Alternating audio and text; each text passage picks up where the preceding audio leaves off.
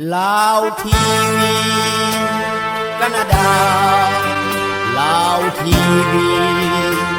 แคนาดาห่วงพัฒนาเพื่อสังคมลาวสบายดีท่านผู้ชมที่หักแพงรายการสังคมลาวในต่างแดนของบริษัทลาวทีวีแคนาดาวันนี้จะได้นำพาท่านมาที่แขวงหัวพันพาเมืองซบเบาแขวงหัวพันที่บ้านน้ำแพงได้มีพิธีมอบพับขวดเครื่องช่วยเหลือที่บ้านน้ำแพงในวันที่ 14 พฤศจิกายน 2025ที่บ้านน้ำแพงเมืองซบเบาแขวงหัวพันได้มีพิธีมอบพับขวดที่สร้างขึ้นใหม่ข้ามนำจากเพื่อแทนหัวเก่าที่อยู่ในสภาพสุดโทรมโดยการให้ทุนช่วยเหลือล่าจากสมาคมสากลเพื่อสิทธิเด็กน้อยที่ด้อยโอกาสหรือว่า REDS หรือ IARNC จากประเทศแคนาดาโดยการเป็นประธานในการมอบพับทานสยแสงไซยงยาเลขาพักเมืองซบเบาทานเอกอัครราชทูตแห่งประเทศแคนาดาประจำสปป.ลาวประธานทูตเคนวาชองและก็ท่านผู้เงินศรีอโนไทยกรรมการแนวลาวสร้างสรรค์ประจำประเทศแคนาดาท่านสมพรสมรแก้วจากสมาคมสากลเพื่อสิทธิของเด็กน้อยที่ด้อยโอกาสประเทศแคนาดาท่านลินานงทองคำมีห้องแผนกศึกษาแขวงหัวพันพร้อมด้วยนายบ้านและพ่อแม่ประชาชนชาวบ้านน้ำแพงก็ได้เข้าพิธีได้เริ่มขึ้นในเวลา 9:30 น.พิธีได้เริ่มขึ้นในเวลา 10 โมงโดยการกล่าวต้อนรับแขกของผู้น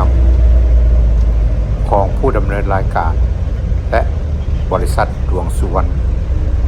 ก่อสร้างจำกัดผู้เดียวก็ได้ขึ้นกล่าวบทรายงานการก่อสร้างซึ่งมีมูลค่าการก่อสร้างทั้งหมด353 ล้าน 250,000 กีบ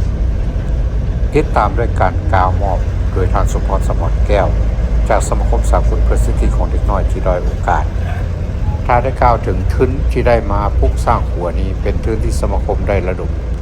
จากเพื่อนพี่น้องคนเชื้อสายลาวที่อยู่ประเทศแคนาดาซึ่งก็ได้รับความห่วงแหงห่วงใจเป็นอย่างดีจากทุกคนจึงให้ได้การระดมทุนได้รับผลสำเร็จและได้ทุนเพียงพอกับมูลค่าการก่อสร้างหัวต้องขอฝากความขอบใจไปหาเพื่อนพี่น้องคนเชื้อสายลาวอยู่ที่ประเทศแคนาดามาณที่นี้พิธียังได้สืบต่อด้วยการมอบเครื่องของเสื้อผ้าอุปกรณ์กีฬาซึ่งผู้ให้ทุนแมนทัญญาแมนเกียรติเมฆสวัสดิ์พร้อมด้วยลูกหลานจากนครโตรอนโตประเทศแคนาดาให้แก่พ่อแม่ประชาชนผู้ทุกข์ยากจากบ้านน้ำแหงและบ้านนายนพร้อมด้วยการมอบผ้าห่มโตโตใหญ่54 ปีมูลค่า13,420,000 กีบให้แก่ครอบครัวทุกอย่างมีสำเร็จรูปจำนวน36 แกะมูลค่า4,680,000 กีบอุปกรณ์กีฬาประกอบด้วยบานเต้5 หน่วยกระต้อ5 หน่วยและตานามกระต้อ2 อันรวมมูลค่า3,180,000 กีบติดตามด้วยการกล่าวรับโดยการนำขั้นเมืองและมอบส่งต่อให้การนำทางบ้านเพื่อรับไปปกปักรักษาและนำใส่ต่อไปโดยเฉพาะให้แก่น้องนักเรียนพิธีได้สิ้นสุดด้วยการสมบทฟ้อนจากน้องน้อยนักเรียนบ้านน้ำแหงและติดตามโดยพาเขาสามัคคีและก็เลิกลากันไปโดยไม่ได้คิดที่ดี Hi, Mr. Ambassador. I'm glad that you are here with us. Oh, no. It's the day that we hand over the bridge for Ban Nam Hang, Sop Bao, Hua Province, and the opportunity that His Excellency Ambassador Canada to Laos. I just want him to say a few words about what we have done here. En français aussi? En français aussi? Oui, bien. Okay. Non, mais je veux vivement saluer et féliciter l'association AID-EDS qui a fait un travail remarquable ici pour lier la communauté avec leur école. Et je suis très fier de vous et du Canada et des Canadiens qui ont fait ce travail remarquable, qui changera la vie des étudiants. Et je suis content d'être témoin aujourd'hui de ce que vous avez fait. Et je peux vous dire que l'ambassade a hâte de continuer à promouvoir les liens entre les peuples du Canada et du Laos et de diffuser ce que vous faites ici dans ce pays et avec l'idée aussi de peut-être inspirer des autres de faire le même. So congratulations,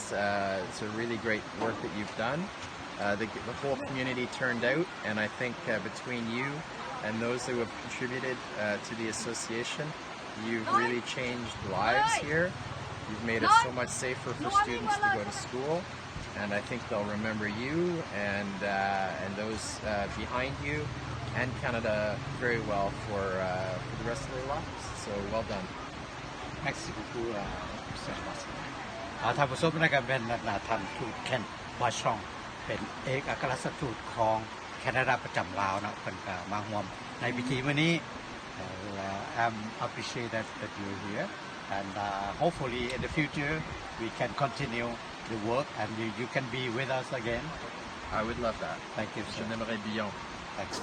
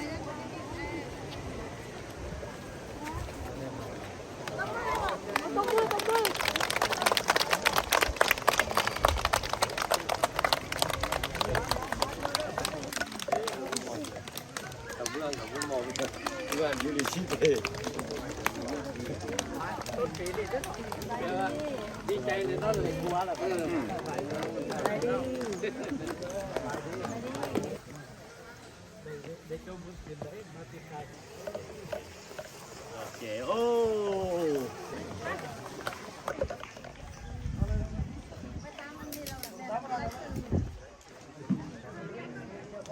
Không có bỏ. Không, mai ý quá. Hãy subscribe cho kênh Ghiền Mì Gõ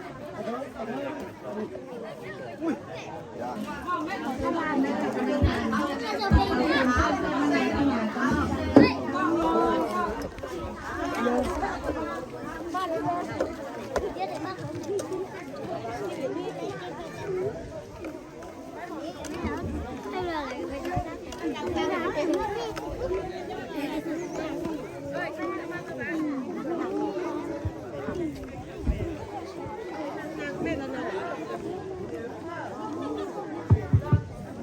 lỡ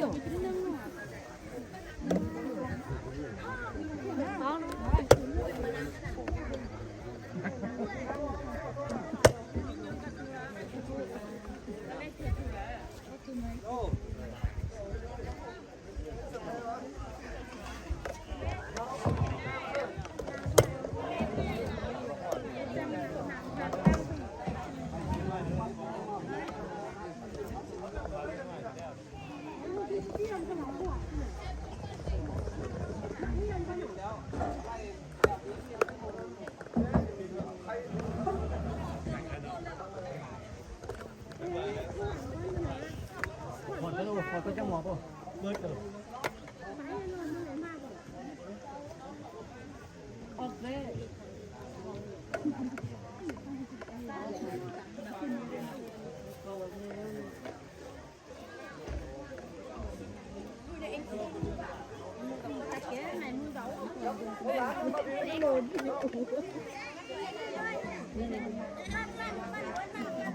ันลูกหลานนักเรียนเขายับมานั่งข้างหน้าพี่ตืมยับมามาทักษาก่อน คนมาหลายมือแล้วเนาะเขา ประจำสปปลาว และการเถิดทึนของสมาคมสากลเพื่อสิทธิเด็ก ที่ด้อยโอกาสจากประเทศแคนาดา ได้เถิดทึนการก่อสร้างโรงเรียน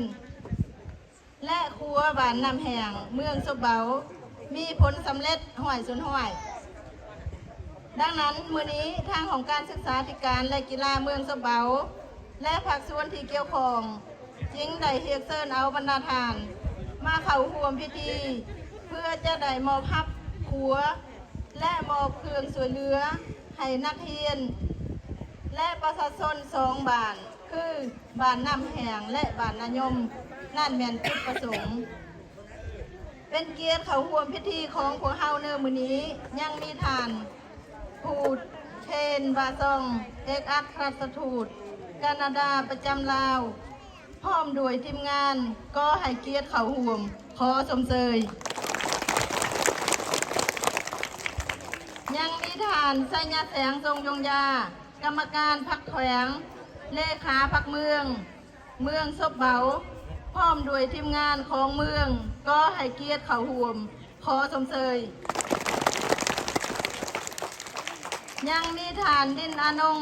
ทองคำมีห้องหัวหน้าแผนกศึกษาธิการและกีฬาแขวงหัวพันพร้อมโดยทีมงานของแขวงก็เฮอเกียรติเขาห่วมขอสมเสยยังมีฐานบริษัทอำนาจการปกครองบ้านผู้อาจารย์นักเรียนแต่ป .1 ถึงป .5 พ่อแม่ประชาชนบ้านน้ำแห้งก็ให้เกียรติเขาห่วมขอสมเสยในโอกาสต่อไปขอถือเป็นเกียรติเรียนเชิญท่านโอภาสดวงสุวรรณบริษัทก่อสร้างครัวขึ้นรายงานสภาพการก่อสร้างครัวบ้านน้ำแห้งต่อที่ประชุมขอเรียนเชิญ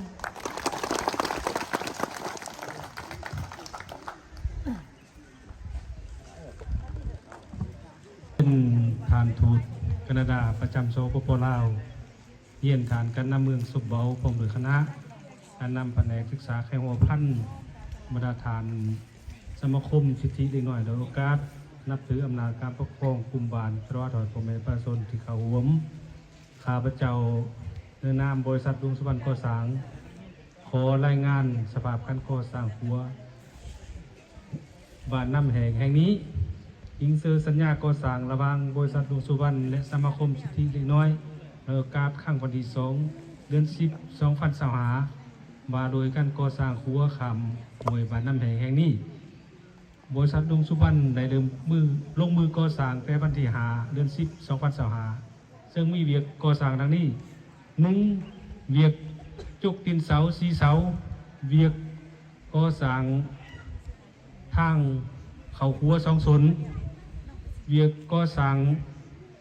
เสาครัว3 เสาก่อเฟิร์ม1 เสารวมเป็น4เวียกนาครัวเล็กครัว2 สั้น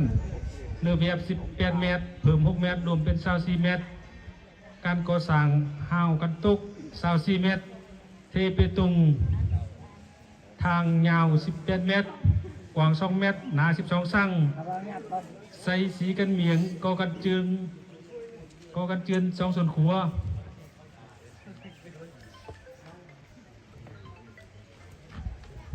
การก่อสร้างมาวันที่7 เดือน 11 ปี 2025ได้สำเร็จหัวสน้อยรวมเป็นเวลา32 วันครัวนี้สามารถทำน้ำหนักไหล900 กิโลไม้ว่ารถไถนาไปได้2 คันพร้อมเดียวได้เพราะว่าอนุญาตแล้วเนาะคันนาครัวน้ำหมานี่มันจะไปได้แต่คันเดียวคันหนึ่งตรงไหลโลอันนั้นน่ะมันเป็น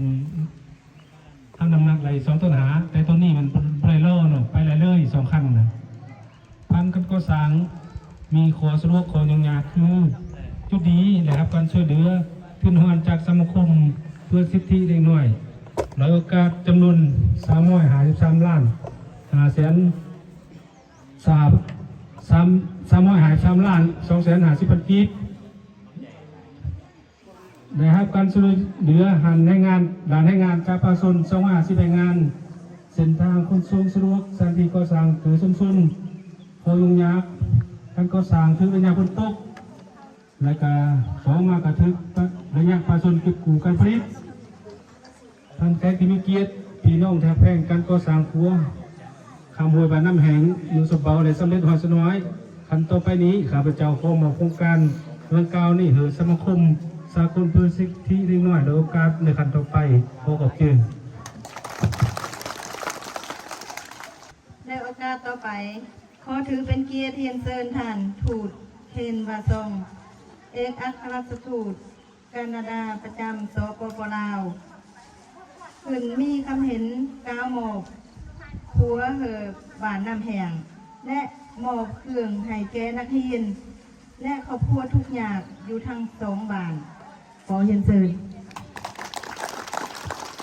Distinguished Governor, honorable officials of the Ministry of Education, town officials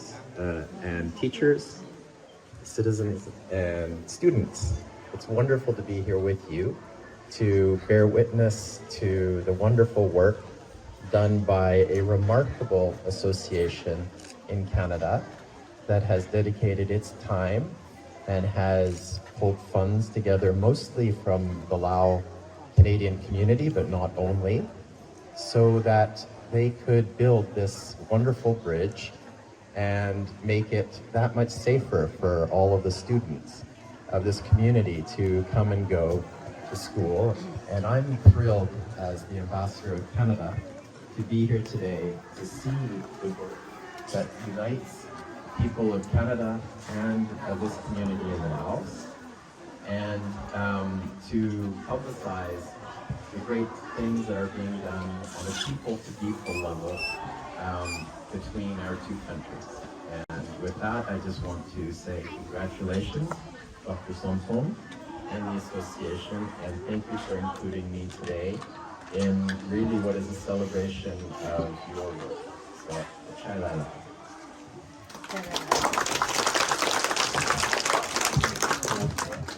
สบายดีข้าพเจ้าขออนุญาตสรุปว่าเพิ่นเว้าอย่างไรนึกก่อนก่อนอื่นอันนั้นชื่อของเพิ่นเป็นท่านทูตแคนวาชองเป็นเอกอัครราชทูตผู้มีสามัญผู้มีอำนาจเต็มแห่งประเทศแคนาดาประจำสปป.ลาวเนาะแล้วก็เพิ่นมีความดีใจที่ได้พบพ่อท่านการนำทุกขั้นแล้วก็พ่อแม่พี่น้องและก็น้องน้อยนักเรียนทุกคนแล้วเพิ่นก็ขอชื่นชมผลงานของที่พวกเขาได้มาสร้างที่สมาคมสากลเพื่อสิทธิของเด็กน้อยที่ได้โอกาสได้มาสร้างโรงเรียนหลังนี้กับอยู่ครัวเนาะซึ่งก็สำเร็จไปอย่างแบบ 100% แล้วก็ขอขอบใจและก็ภาคภูมิใจที่สุดที่เพิ่นได้เว้าถึงความหัวไม้หัวมือของพี่น้องคนเสื้อชาติลาวอยู่ที่ประเทศแคนาดาที่ว่าหัวไม้หัวมือระดมทุนเนาะสละทุนผู้เล็กผู้น้อยมาซอยกันเพราะว่าทุนนี่บ่แม่นทุนของรัฐบาลเป็นทุนของพ่อแม่พี่น้องคนเสื้อชาติลาวเขาอยู่ที่ประเทศแคนาดาห่วมแห้งห่วมใจกันและสละทุนมาปุ๊กคงเฮียนแล้วก็เฮ็ดหัวให้สาบานน้ำแห้งนี่แล้วก็ให้น้องน้อยทุกคนได้สมใส่เนาะอันนี้เป็นคำเห็นของท่านทูตและข้าพเจ้าขอถือโอกาสนี้กล่าวฮับเลยเนาะเพราะว่าข้าพเจ้าเป็นตัวแทนของสมาคมสากลเพื่อสิทธิของเด็กน้อยที่ด้อยโอกาสเลยว่าสมาคมIARNSC เป็นภาษาอังกฤษว่า International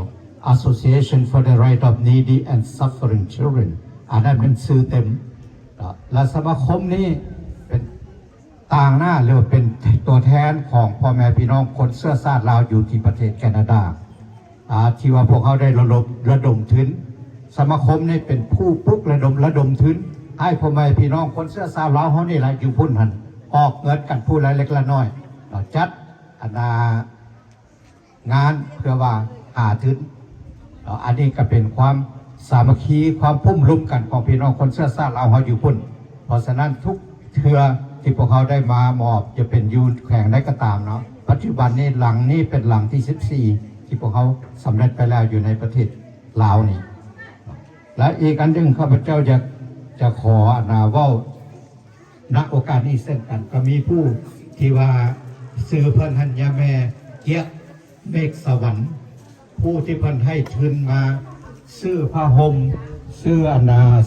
เสื้อกันหนาวหลักการเป็นเครื่องกีฬาเนี่ยต่างๆเนี่ยแม่นเพิ่นเป็นผู้ให้ทุนโดยที่เพิ่นมอบทุนให้พวกเขาเป็นตัวแทนเพิ่นมามอบให้เนาะแม่นยาแม่เกียกเมฆสวรรค์พร้อมด้วยครอบครัวจากนครโตรอนโตออนแทรีโอประเทศแคนาดาเพิ่นฝากมาอันนี้เขาเป็นตัวแทนมากามีความภาคภูมิใจและก็ดีใจเป็นที่สุดที่ได้เป็นตัวแทนของเพิ่นมามอบเครื่องในมื้อนี้และมื้อโอกาสนี้ครับจะก็ขอมอบอาคารบริเวณอาคารขัวนี่ให้กับทางเมืองเนาะเพื่อว่าเพิ่นจะได้มอบต่อให้ทางบ้านเพื่อให้พ่อแม่พี่น้องและน้องน้อยนักเรียนได้สมใส่สืบต่อไปแล้วก็พวกพังอาสาเนาะขอขอบใจสันขออนุญาตอีกทีหนึ่งเนาะสันหนึ่งในโอกาสที่ทางทีมงานเนาะของท่านทูตมาในมื้อนี้เพิ่นยังมีเครื่องช่วยเหลือโดยจำนวน2 บาทและเฮนักเรียนได้ก็ขอบคุณทุกอย่างขอเชิญให้นักเรียน3 หน้านักเรียนเนาะอนุบาลและป .1 ถึงป .5 ขึ้นมาฮับ3 หน้าเนาะขอเชิญถือเป็นเกียรติเรื่องการมอบครั้งนี้เนาะขอเชิญทางทีมงานของทางผู้เท่าเนาะขึ้นก้าวหมอบเนาะขอเรียนเชิญ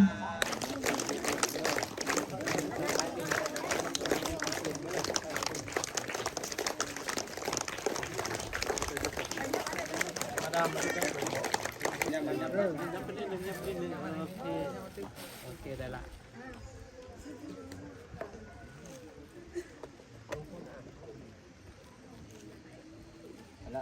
โอเคครับขอบใจขอบคุณด้วยไปอยู่บนนั่งกันครอบครัวทุกอย่างทั้ง2 บ้านหันขึ้นมา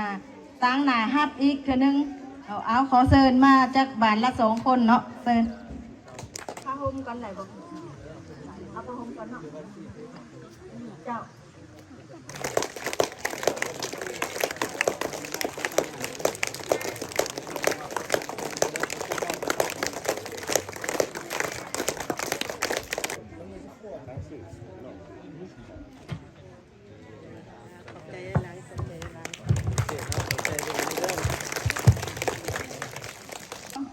เชิญทางผู้อำนวยการโรงเรียนขึ้นฮับอุปกรณ์กีฬาจากทางเพ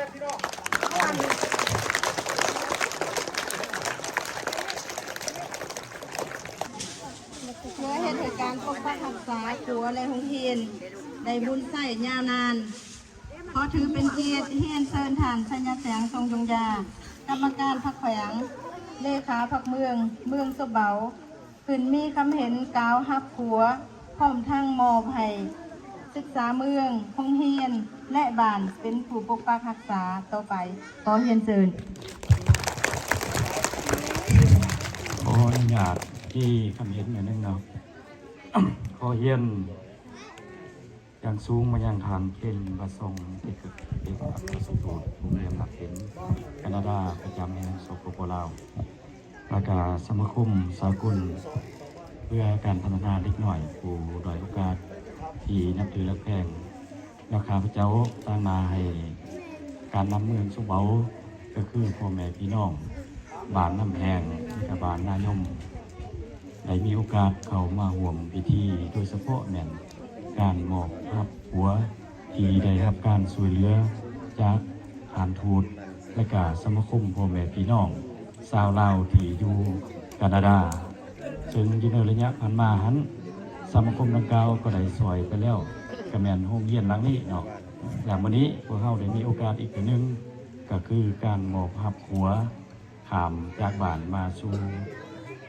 โฮมเยียนแห่งนี้เบิ่งมูลค่าก็เป็นมูลค่าที่ว่าสูงสมควรเนาะมูลค่า300 กว่าล้านแต่สิ่งสำคัญหันแม่นความสามัคคีความหักแพง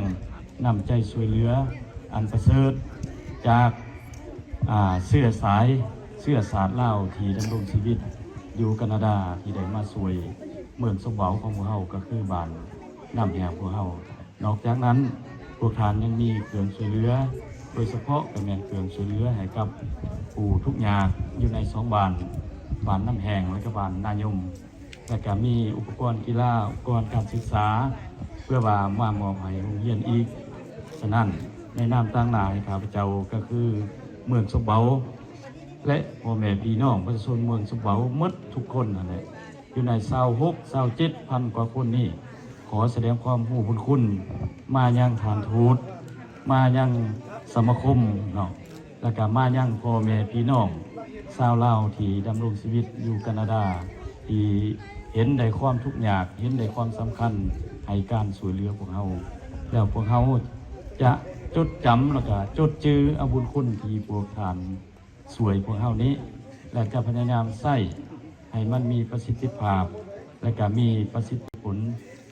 ให้ดีสูงสุดก็ขอขอบใจหลายๆแล้วก็ถือโอกาสนี้เลยเนาะเนื่องจากว่าพวกเขาก็จะบ่มีสิ่งใดที่ว่าเป็นสิ่งตอบแทนนั่นพวกเขาจะมีเป็นใบย่อๆเพื่อว่ามอบให้กับพวกท่านเนาะต่อไปมันขอเชิญเนาะมอบใบย่อๆเลยเนาะสันขออนุญาตเนาะขอแจ้งรายชื่อขึ้นในนี้เนาะคือว่าขอตกลงของทานเจ้าเมืองมอบเบอร์ย่อๆให้แก่ทางทีมงานฐานถูกของพวกเรา1เป็นทานสมพรสมรแก้ว2ทานแสวงหลวงหลาด3ทานดำเงินมาลาวง4ทานสมเพชรแสงดารา5ทานบุญยงศิลป์ธราพร6ทานนางไสสวัสดิ์ศิลป์ธราพร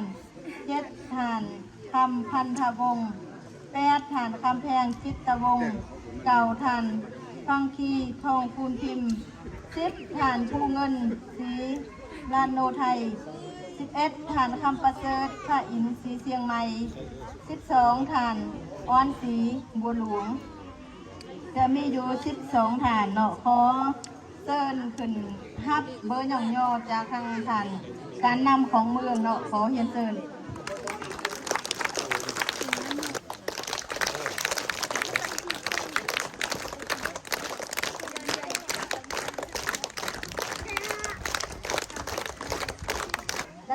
ทานสมาคมสากลเพื่อสิทธิเด็กโดยโอกาสประเทศแคนาดาขึ้นฮับเบอร์ย่อๆจากทางการนำของเมืองเนาะขอเรียนเชิญ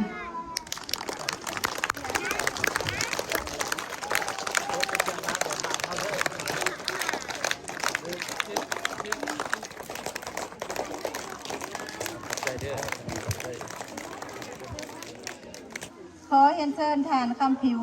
นายบานน้ำแห้งขึ้นกาวฮับขัวแล้วก็ขอบเจอจากทางทีมงานของฐานทูตเนาะขอเรียนเชิญก็อนุญาตครับก่อนอื่นก็เรียนคณะประธานพิธีของประชุมที่เคารพในนับถือชั้นสูงแล้วก็ขอเรียนบรรดาท่านแขกที่มีเกียรติทุกท่านที่เคารพในนับถือข้าพเจ้าสื่อคำผิวคำสุรินทร์นายบ้านน้ำแห้งเมื่อนี้ข้าพเจ้ามีความรู้สึกดีเจอและเป็นเกียรติจังสูงที่ใดตั้งหน้าพ่อแม่ประชาชนชาวบ้านน้ำแห้งผู้เฮาและก็ดีใจที่ว่าองค์การที่ช่วยเหลือบ้านน้ำแห้งของผู้เฮาก็คือโรงเรียนและก็ครัวแห่งนี้เนาะแล้วประชาชนภายในบ้านก็มีความดีใจหลายเนาะที่ว่าสมแห่งงานเชอในการก่อสร้างครัวสวยทางเงินบริษัทเนาะก็มีแห่งงานที่ประกอบสวยจำนวน200แห่งงานเนาะประกอบสวยในครัวแห่งนี้เนาะบรรดาทานที่เคารพข้าพเจ้ามีความรู้สึกเป็นเกียรติอย่างจริงเนาะที่องค์การสมาคมแคนาดาที่มอบทุนและก็ฝากรัฐช่วยซีนำเบื้องแย่งข้าพเจ้าโดยเขาตั้งหน้าผมแม่ประชาชนชาวบ้านน้ำแห้งขออวยชัยพรให้ทานจงมีสุขภาพแข็งแรงอายุมันยืนยาวช่วยเหลือเบื้องแย่งบ้านของพวกเราตลอดไปแล้วก็ขอ แสดงความขอบคุณขอบเจอนำบรรดาทานที่อุดหนุนช่วยเหลือวันผู้เฮาต่อเหอบรรดาทานมีสุขภาพแข็งแรงมีผลสำเร็จในนาทีเบียงงานอันมีเกียรติของทานว่าแนะนำข้าพเจ้าตั้งหน้าเฮาผู้แม่ประชาชนที่ว่าขอรับเอาครัวมาส่งเสริมและก็รักษาตลอดไปมานี่ก็ขอขอบเจอนำบรรดาทานท่านพิธีของพวกเฮาเนาะดำเนินมาฮอดนี้ก็ไก่จะสำเร็จสันแนะนำข้าพเจ้าตั้งหน้าให้ทางคณะรับผิดชอบของเมืองขอขอบอกขอบเจอมายังท่านแค่นวาซองเอกอัครราชทูตประจำสปป.ลาวพร้อมด้วยทีมงานจงมีสุขภาพเข้มแข็งมีอายุมั่นขวัญยืนเฮ็ดสำเร็จหน้าที่การงานของพวกท่านดังจุดประสงค์ที่ได้วางไว้ขอขอบอกขอบเจอมายังบรรดาทานการนำของแขวงการนำของเมืองตลอดถึงบรรดาทานคณะรับผิดชอบการแขวงขันเมืองและทั้งนายบ้านทั้ง2 บ้านตลอดถึงครูอาจารย์นักเรียน ยิ้มแย้มยิ้มแย้มยิ้มแย้มยิ้มแย้ม